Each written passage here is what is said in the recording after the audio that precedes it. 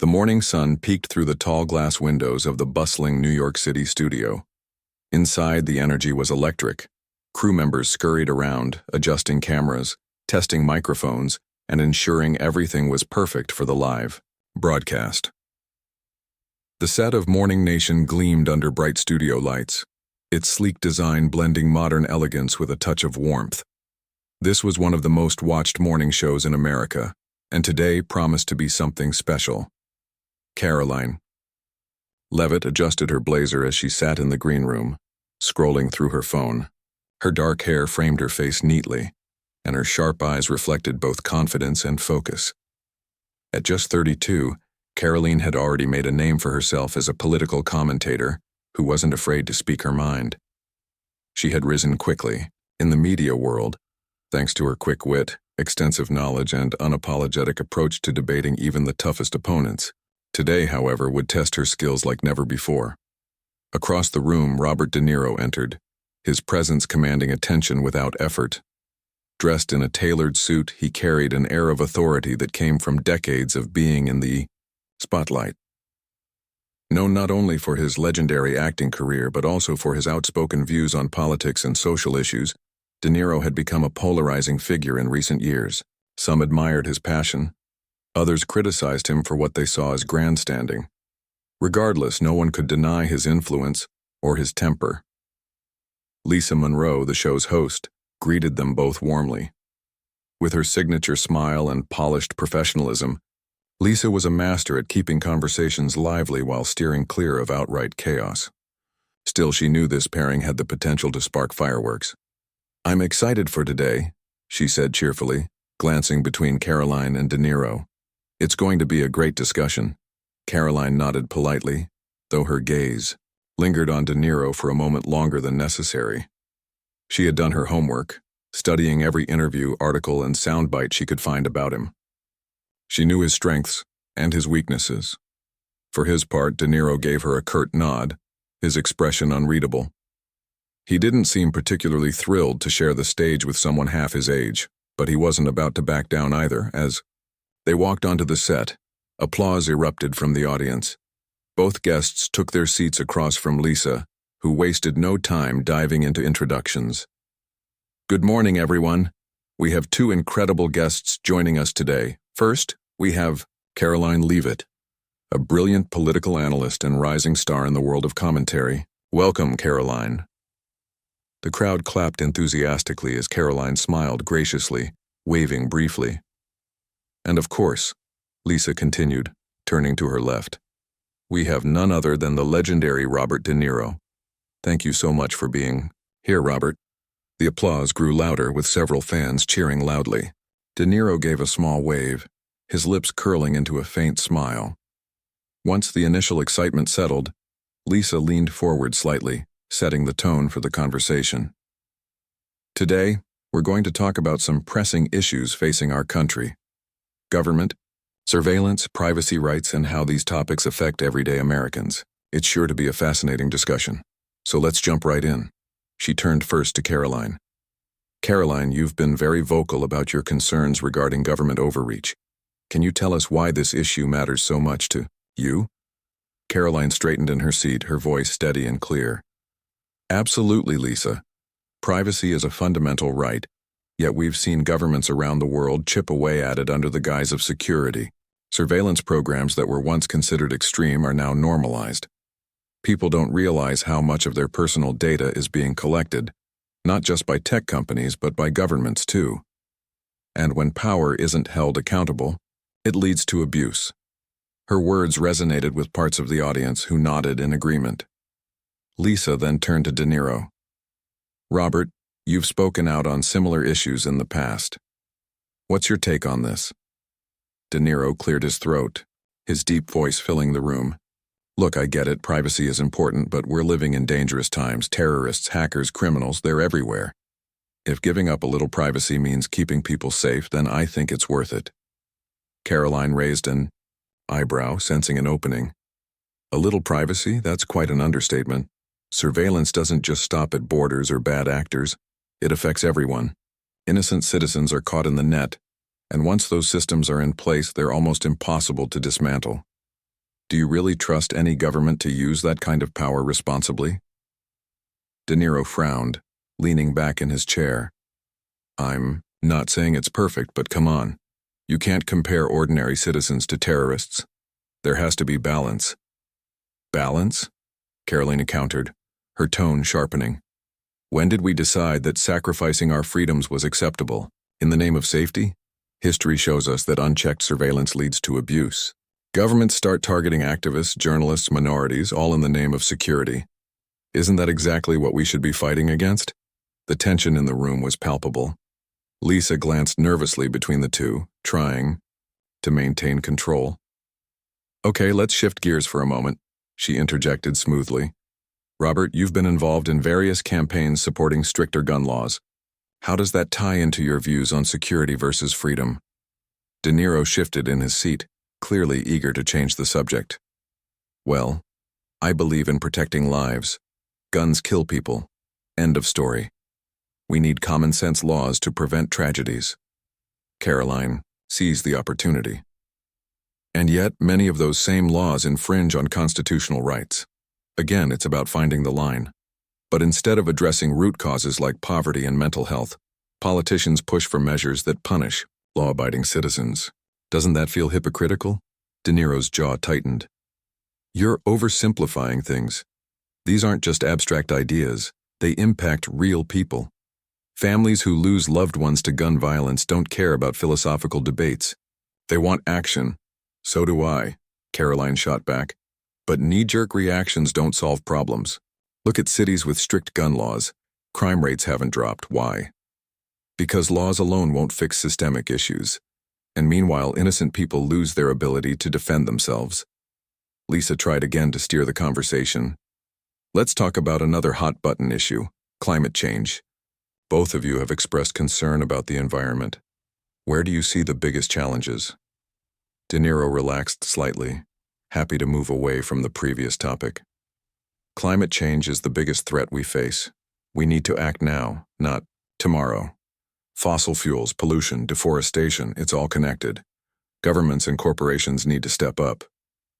Karoline nodded, agreeing with him for the first time. Yes, absolutely. But I'd argue that individual responsibility plays a huge role too. People need to hold themselves accountable. Recycling, reducing waste, supporting sustainable businesses. It starts with us. De Niro scoffed. That's cute but unrealistic. Most people won't change unless forced to. That's why regulations matter. Regulations matter, Karoline conceded, but they're not enough. Remember the plastic straw bans? They made headlines, but they barely scratched the surface of the problem. Real change requires education, innovation, and community involvement. Top-down solutions rarely work without grassroots support. De Niro rolled his eyes, muttering something under his breath. Karoline caught it, though, and smirked. Something to say, Robert? He hesitated, then shook his head dismissively. No, nothing. Just tired of hearing millennials lecture me about stuff they don't understand. The comment drew murmurs from the audience. Karoline tilted her head, her expression calm but piercing. Millennials? Really? Is that the best you've got? Age doesn't determine wisdom, Robert. Maybe if you spent less time yelling and more time listening, you'd realize that. Lisa winced inwardly, sensing the conversation slipping further, out of her grasp. All right, let's take a quick break, she announced, forcing a smile. As the cameras cut away, she leaned toward her guests. Great discussion so far, but maybe we can dial it back a bit. De Niro muttered something, unintelligible, while Karoline simply shrugged, unfazed. The sparks had been lit and there was no turning back now. As the show returned from the commercial break, Lisa Monroe attempted to steer the conversation toward lighter topics. She hoped to ease the growing tension between Karoline Leavitt and Robert De Niro, but it was clear that both guests were locked in a battle of wills. The audience, however, seemed to thrive on the drama unfolding before them. Every pointed comment drew murmurs, gasps, or even applause depending on which side of the debate viewers leaned toward. Let's shift gears a little, Lisa began, her voice upbeat despite the storm clouds gathering over the set. Both of you have spoken about the importance of truth in media. With misinformation spreading so quickly online, how do we ensure people can trust what they read and hear? Karoline crossed her legs, leaning forward slightly as she prepared her response. It starts with accountability, she said firmly. Journalists, influencers, politicians, all of us who have a platform, need to prioritize facts over sensationalism. But it's not just about the creators. It's about the consumers, too.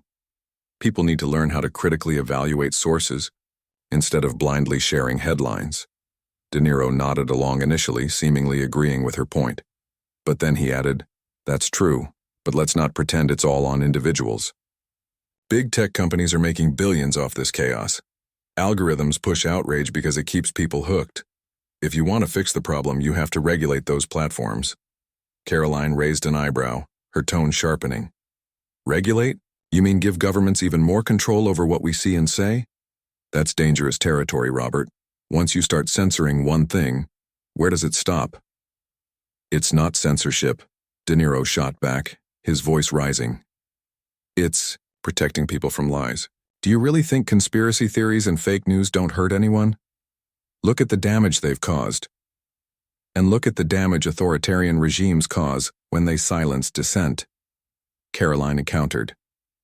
Freedom thrives on open dialogue, not suppression. Besides, who decides what's true and what's false? Governments, corporations, you?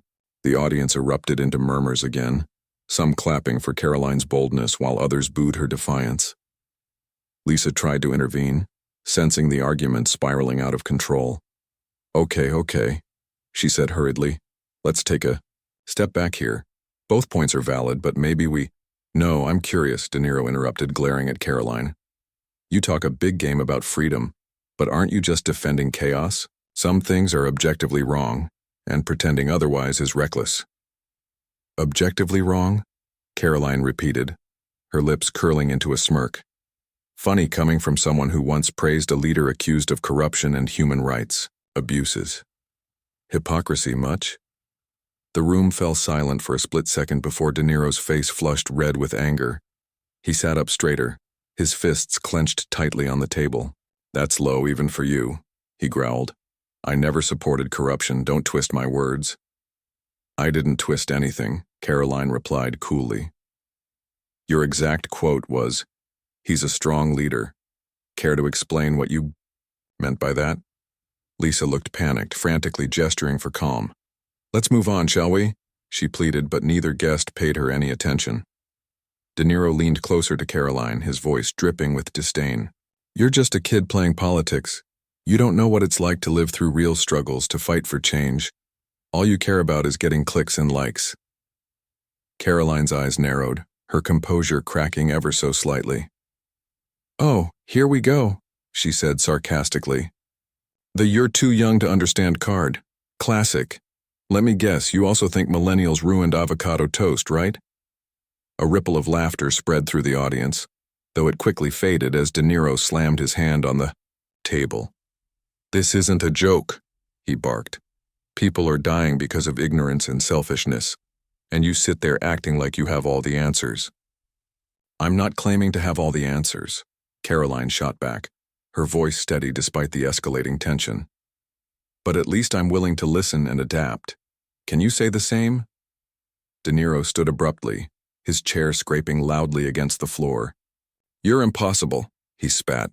I don't have time for this nonsense. For a moment it seemed like he might walk off the set entirely. Instead, he hesitated, gripping the edge of the table as if trying to regain control of his emotions. Lisa jumped in desperately, her voice trembling. Robert, please, let's keep this civil. We're having a productive conversation here. Productive? Niro scoffed, throwing his hands up in frustration. She's tearing me apart every chance she gets. This isn't a discussion, it's an ambush. Karoline crossed her arms, unbothered by his outburst. If you can't handle criticism, maybe you shouldn't be on TV, she said bluntly. Not everything is personal, Robert. Sometimes it's just business. The audience was buzzing now, torn between shock and amusement. Cameras zoomed in on Niro's furious expression, capturing every twitch and scowl. Social media feeds lit up instantly as viewers live tweeted the chaos unfolding before their eyes.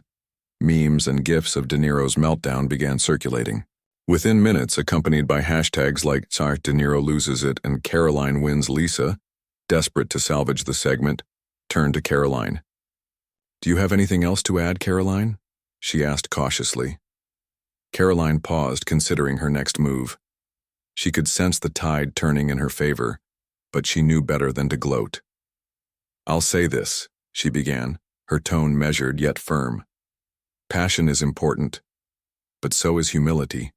If we can't engage in respectful debates even with people we disagree with, then we've already lost." Her words hung in the air, met with scattered applause from the audience.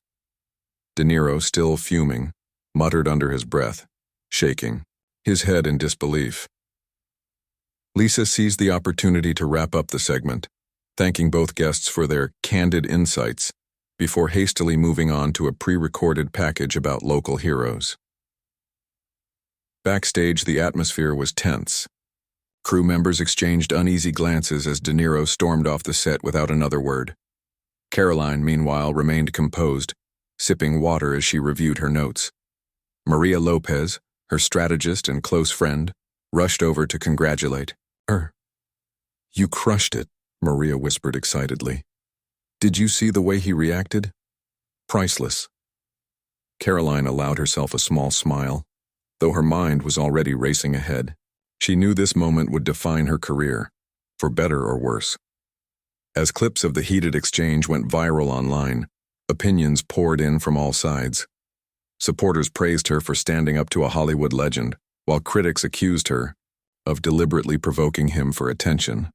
Either way, one thing was certain: Karoline Leavitt had cemented her place in the spotlight. Later that evening, as she scrolled through social media updates, Karoline couldn't help but feel a mix of pride and unease. The backlash was inevitable, but she refused to let it shake her resolve. This wasn't just about winning an argument. It was about sparking meaningful conversations and holding powerful figures accountable. Whether people loved her or hated her, they couldn't ignore her anymore. Across town, De Niro sat in his penthouse suite, replaying the interview in his mind. His blood boiled at the memory of Karoline's smug grin, her cutting remarks piercing deeper than he cared to admit. He picked up his phone, dialing a familiar number. "Greg," he said gruffly when the call connected. "We need to talk. Something needs to be done about her." And so the stage was set for round two, a clash that would reverberate far beyond the confines of a morning talk show. The days following the explosive interview on Morning Nation felt like a whirlwind for Karoline Leavitt. Overnight, her name became a buzzword across social media platforms, news outlets, and even late-night comedy shows. Clips of Robert Niro's meltdown dominated Twitter feeds, Instagram stories, and YouTube compilations. Memes mocked his outburst, while others praised Karoline for standing her ground against a Hollywood icon. The internet had spoken, and its verdict was clear. Karoline had won this round.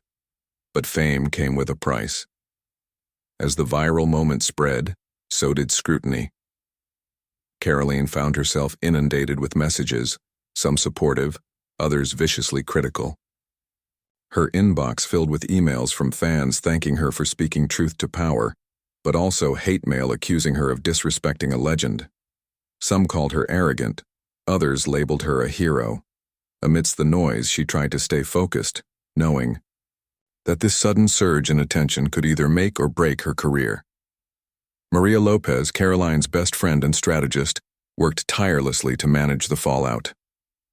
Together, they crafted statements, booked appearances, and planned interviews to capitalize on the momentum. Maria reminded Karoline constantly to stay calm and professional, no matter how heated things got. "This is your moment," Maria said, firmly one evening as they reviewed talking points in Karoline's apartment. "Don't let anyone derail you." Meanwhile, Robert De Niro retreated from the public eye. He avoided interviews, canceled scheduled appearances, and kept a low profile. Behind closed doors, however, he seethed with anger. The humiliation of losing control on live television gnawed at him. His longtime friend, Greg Lawson, a tech billionaire known for his sharp instincts, noticed the change in De Niro's demeanor during their weekly lunch meeting. "You've been quiet lately," Greg observed, stirring his coffee. "Still thinking about that show?" De Niro sighed heavily, running a hand through his graying hair. "It's all over the damn internet. People are laughing at me, Greg." "Laughing?" Greg nodded sympathetically but couldn't resist teasing him slightly. "Well, you did call her a kid playing politics. That didn't age well when she tore you apart." "Shut up," De Niro snapped, though there was no real malice in his tone. After a pause, he added, "I want to fix this. I can't let her win." Greg raised an eyebrow, intrigued. "What do you mean by fix it?" "I mean," De Niro said, lowering his voice, "find something on her, something we can use to take her down a peg." Greg leaned back in his chair, considering the request. He had access to some of the most advanced data mining tools in the world, thanks to his company's cutting-edge technology. If anyone could dig up dirt on Karoline, it was him. Still, he hesitated. "Are you sure about this? Going after her might just fuel the fire." "I don't care," De Niro replied sharply. "She embarrassed me. Now it's my turn." Greg agreed reluctantly, promising to look into it discreetly. Over the next few days, he tasked a team of analysts with combing through every aspect of Karoline's life: her education, her early career, her financial records, even her social media history. It wasn't long before they uncovered something potentially damaging. Emails from nearly a decade ago showing that Karoline had accepted funding from a conservative lobbying group during her college years. At the time, she had written articles supporting policies that aligned with their agenda. Greg immediately forwarded the information to De Niro, who grinned darkly upon reading it. "Perfect," he muttered under his breath. "Let's see how she handles this." While De Niro plotted his revenge, Karoline navigated the dizzying highs and lows of her newfound fame. Book offers poured in, along with invitations to speak at prestigious events and appear on major talk shows. She turned down most of them, wanting to avoid burnout and maintain her authenticity. Instead, she chose to focus on a memoir detailing her journey from a small-town girl with big dreams to a fearless commentator, unafraid to challenge authority. One morning, as she sat in her home office drafting chapters for the book, her phone buzzed incessantly. Notifications flooded in, texts, emails, tweets, all pointing to the same shocking revelation. Someone had leaked the old emails online. Within hours, headlines screamed accusations of hypocrisy. Critics pounced, claiming Karoline was a fraud, who had flip-flopped on her beliefs for money. Karoline froze, staring at her screen in disbelief. How had these emails resurfaced now? And why? She quickly realized what was happening. This wasn't random. It was calculated. Someone wanted to discredit her, and she had a pretty good idea who.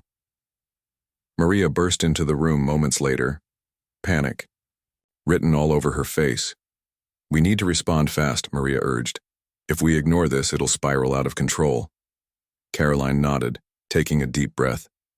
"You're right. We can't run from it. Let's address it head on." Together, they drafted a statement explaining the context of the emails. Karoline admitted that she had made mistakes early in her career, accepting funding without fully understanding the implications. But she emphasized that people evolve, learn, and grow. She concluded by saying, "I'm not perfect and I never claimed to be.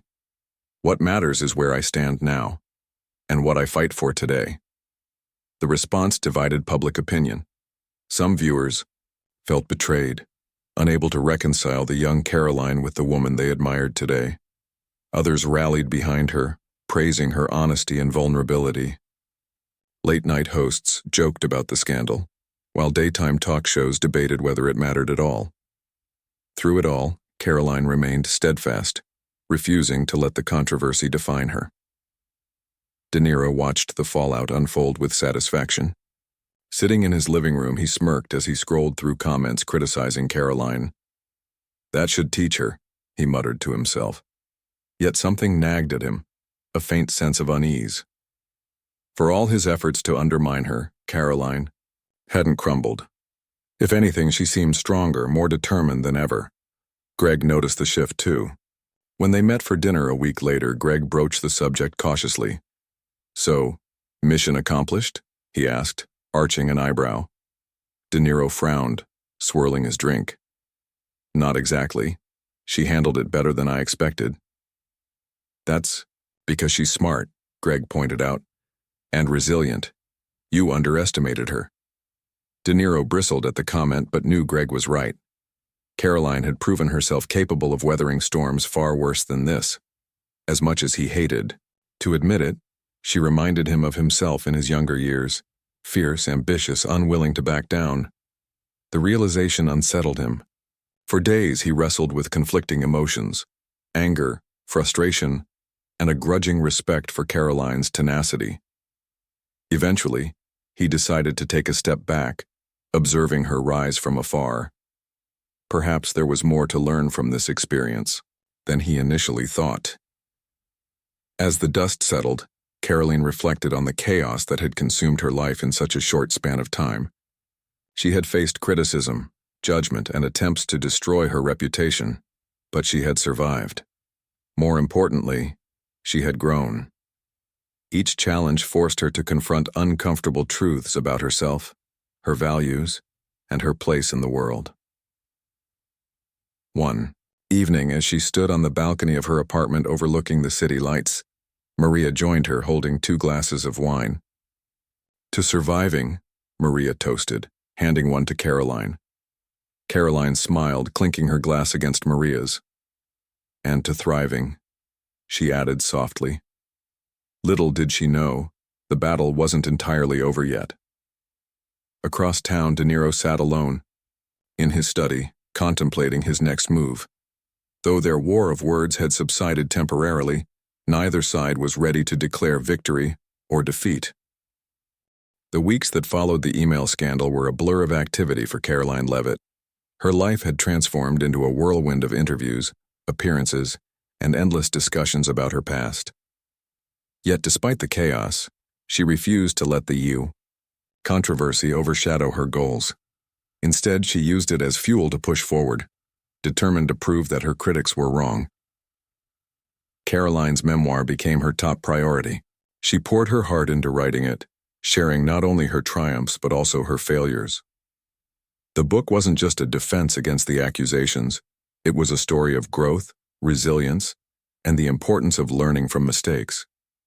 Maria Lopez worked tirelessly alongside her, ensuring every chapter resonated with authenticity and honesty. Together, they crafted a narrative that humanized Karoline, showing readers that even someone in the public eye is still figuring things out. Meanwhile, Robert De Niro found himself at a crossroads. His initial satisfaction over exposing Karoline's past quickly gave way to unease. Watching her rise above the scandal left him unsettled.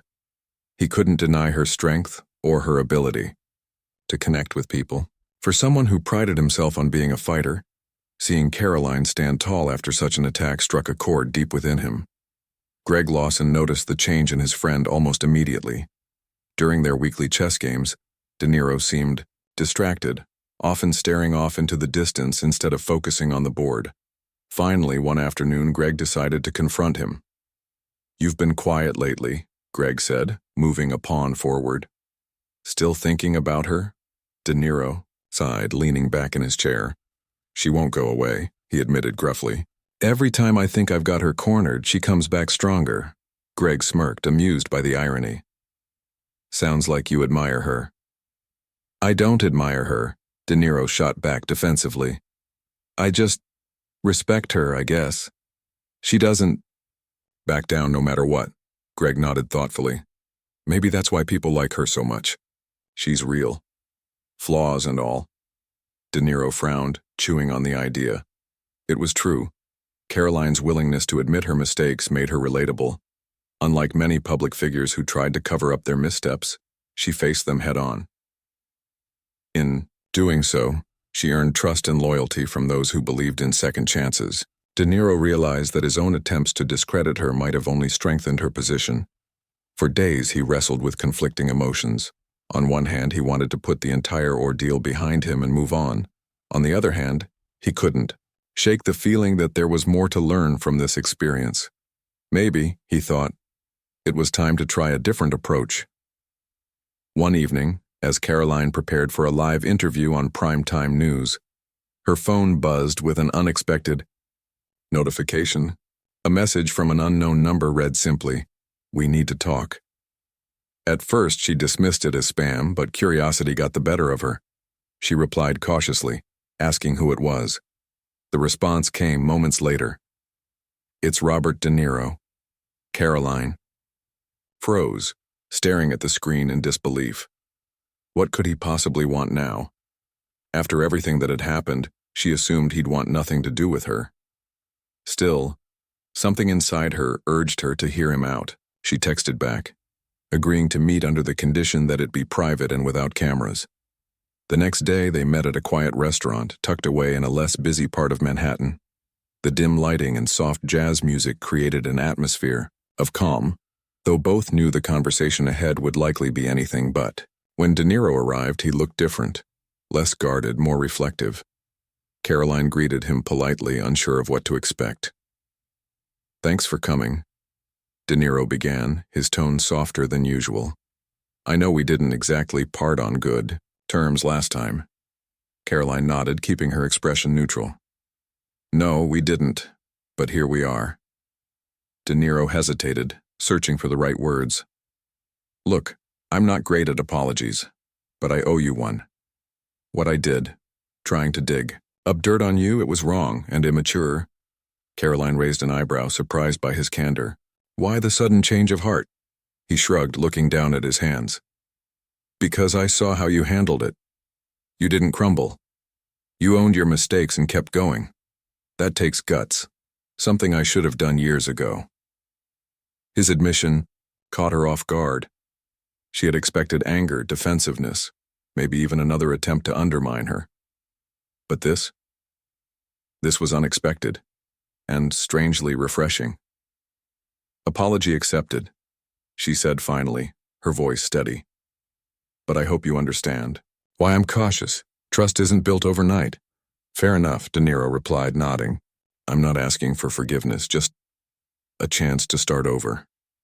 Maybe we can agree to disagree without tearing each other apart." Karoline considered his words carefully.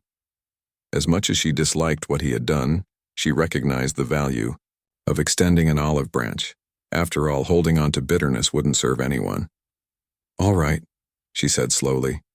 "Let's call it a truce, for now." They spent the rest of the evening talking, not arguing but genuinely listening to each other. They discussed their views on politics, media, and the challenges facing society. While they still disagreed on many points, they found common ground in their shared desire to make a difference.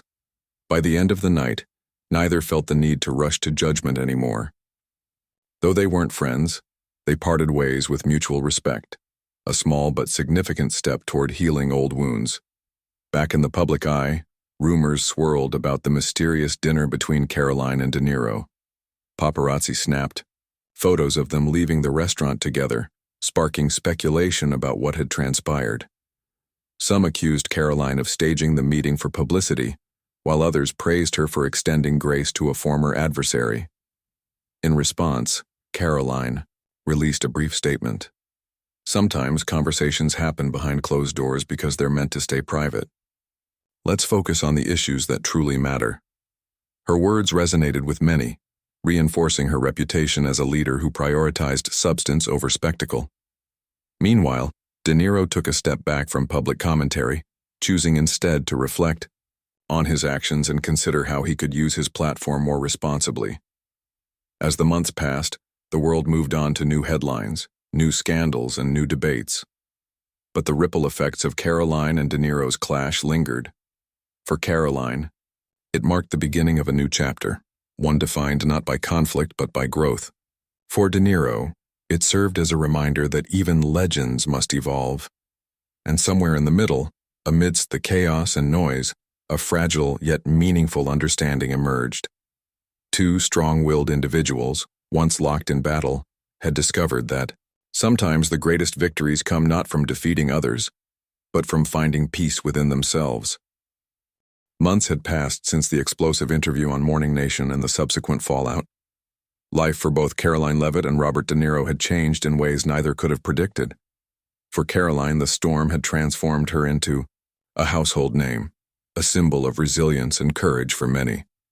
Her memoir, titled Standing My Ground, became an instant bestseller, praised for its raw honesty and relatable storytelling. Critics who once doubted her sincerity now applauded her ability to rise above adversity. Karoline's newfound fame opened doors she never imagined. She was invited to speak at universities, conferences, and even international summits, where she shared her insights on media, politics, and personal growth. Audiences connected with her authenticity, seeing themselves in her struggles and triumphs. Yet, despite the accolades, Karoline remained grounded. She continued to live simply, spending her free time with Maria Lopez and occasionally mentoring young journalists eager to learn from her experiences. For Robert De Niro, the aftermath of their clash forced him to confront uncomfortable truths about himself. The incident had exposed cracks in his armor, his temper, his resistance to change, and his tendency to dismiss opposing views without understanding them. At first, he struggled to accept these flaws, but over time, he began to see them as opportunities for growth. He stepped away from public debates, focusing instead on quieter pursuits like art and philanthropy. Friends noticed a shift in his demeanor. He seemed more reflective, less combative. Greg Lawson played a key role in this transformation. One evening, as they sat together watching old films at Greg's penthouse, De Niro turned to him and said, "You know, I used to think being right was all that mattered. Now I realize it's not about winning. It's about learning." Greg smiled, raising his glass. Better late than never. The world, however, hadn't forgotten their infamous encounter. Clips of the heated exchange still surfaced online, often accompanied by memes or commentary about how far both individuals had come since then. Social media users frequently debated whether Karoline's rise or De Niro's introspection was the real takeaway from the story. Some argued that Karoline represented the future, a generation unafraid to challenge authority and demand accountability. Others believed De Niro's willingness to admit fault demonstrated maturity and humility, qualities rarely seen in public figures. One day, while scrolling through Twitter, Karoline stumbled upon a thread discussing their rivalry turned truce. One user wrote, "Karoline destroyed De Niro on live TV, but in the end they both grew because of it." The comment struck a chord with her. It wasn't just about who won or lost, it was about what they learned along the way. Inspired, Karoline decided to write an op-ed reflecting on the experience. Published in a major newspaper, the piece explored themes of conflict, forgiveness, and personal evolution. "We live in a world that thrives on division," she wrote. "But meaningful progress comes when we listen, not just to agree, but to understand. My journey with Robert taught me that even the fiercest opponents can find common ground if they're willing to try." The article went viral, sparking conversations across platforms. Readers praised its message of unity and self-reflection, urging others to adopt similar mindsets in their own lives. De Niro read the op-ed during breakfast, nodding thoughtfully as he finished. Later that day, he sent Karoline a brief text. "Well said." Her response was equally concise. "Thanks for reading." As the year drew to a close, both Karoline and De Niro found themselves invited to the same charity gala honoring contributions to the arts and social justice. Initially hesitant to attend, they eventually agreed, knowing it would be seen as a gesture of goodwill. When they crossed paths at the event, there was no awkwardness, just a warm handshake and a shared smile. During dinner, De Niro approached Karoline's table, holding 2 glasses of champagne. "Mind if I join you?" he asked, his tone light. Karoline gestured to the empty seat beside her. "Be my guest." They spent the evening reminiscing about the past year, laughing about the absurdity of their viral moment, and marveling at how much had changed since then. De Niro admitted that stepping back from public discourse had been liberating, allowing him to focus on causes he truly cared about. Karoline confessed that she sometimes missed the simplicity of life before fame, though she wouldn't trade the lessons she'd learned for anything. At one point, a reporter approached them, microphone in hand. "Can we expect another showdown between you two anytime soon?" he joked. De Niro chuckled, shaking his head. "I think we've had enough drama for one lifetime." Karoline grinned, adding, "Besides, I think we make a better team now, the beau."